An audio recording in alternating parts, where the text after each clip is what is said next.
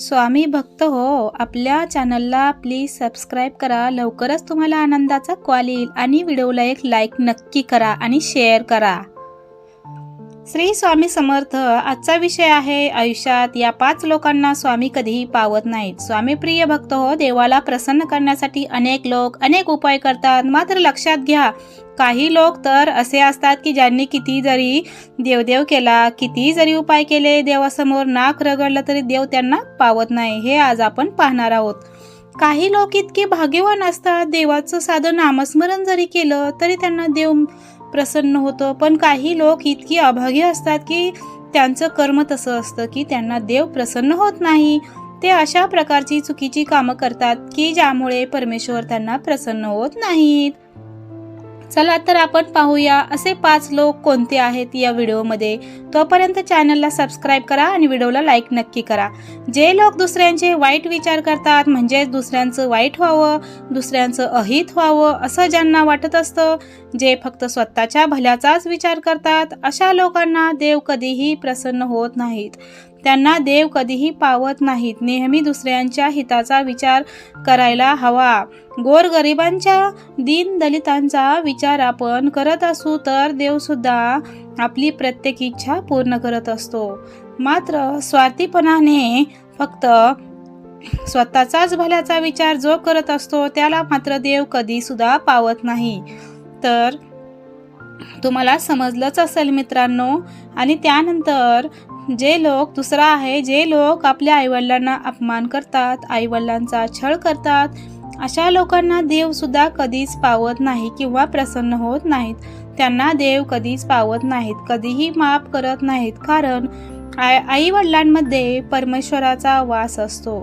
ज्यांनी आपल्याला उभं राहायला शिकवलं आणि ज्यांनी आपल्याला पायावर राहायला शिकवलं, त्यांनी ताकद दिलेली आहे, तर अशा परमेश्वराने आपल्याला, आईवडिलांना जे लोक छळतात, अपमान करतात, त्यांना अपमानास्पद वागणूक देतात, अशा लोकांना देव कधी सुद्धा पावत नाही.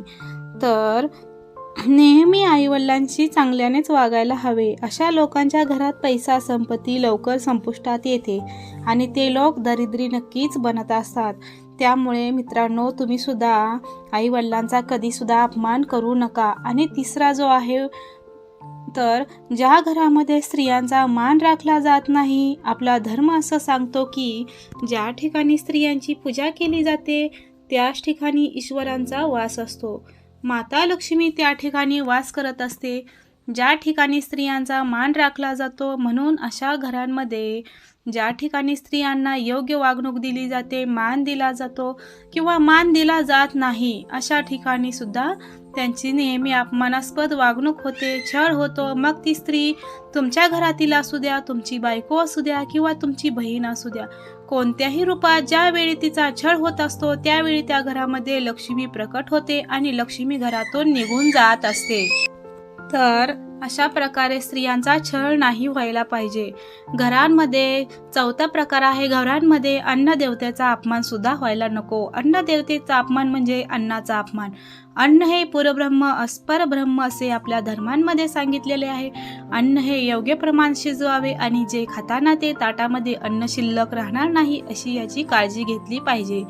जे लोक अन्नाचा अपमान करतात, काही लोक तर असे आहेत की जेवताना नक्कीच नावं ठेवणार आणि अन्नाचा अपमान करणार. आपल्या ताटामध्ये अन्न शिल्लक ठेवतात, अन्न जास्त शिजवलं जाते की ते नंतर वाया सुद्धा जातं. अशा घरांमध्ये एक ना एक दिवस दरिद्र येतेच. त्यामुळे अन्नाला कधीच नावं ठेवू नका. जर आपण म्हणजे इमानदारीची साथ सोडून, म्हणजेच न्यायाची साथ सोडून अन्यायाला साथ देत असेल, अन्यायाच्या मार्गाने जर चालत असाल तर गरिबांवर तुम्ही अत्याचार करतात. तुमच्याकडे एखाद्या गरजू व्यक्तीला आला तर त्याची गरज न भागवत आणि जर तुम्ही त्याचा अपमान करत असाल तर एकदा अपंग व्यक्ती आहे, त्याच्या अपंगत्वाची तुम्ही खिल्ली उडवत असाल, ते अतिशय निंदनीय प्रकारचे कृत्य आहे, घोर पाप आहे आणि त्याची शिक्षा एक ना एक दिवस कोणत्या ना कोणत्या प्रकारे भोगावीच लागते. म्हणून या 5 प्रकारचे लोक असतात, त्यांना देऊनही कधीही प्रसन्न होत नाहीत आणि त्यांना देव कधीही पावत नाहीत. हे स्वामी राय, तू माझ्या मनावरचा विश्वास आज कमजोर होऊ देऊ नका. मला चांगल्याच रस्त्यावर चालू द्या. माझ्याकडून कोणतीही चूक होऊ देऊ नका.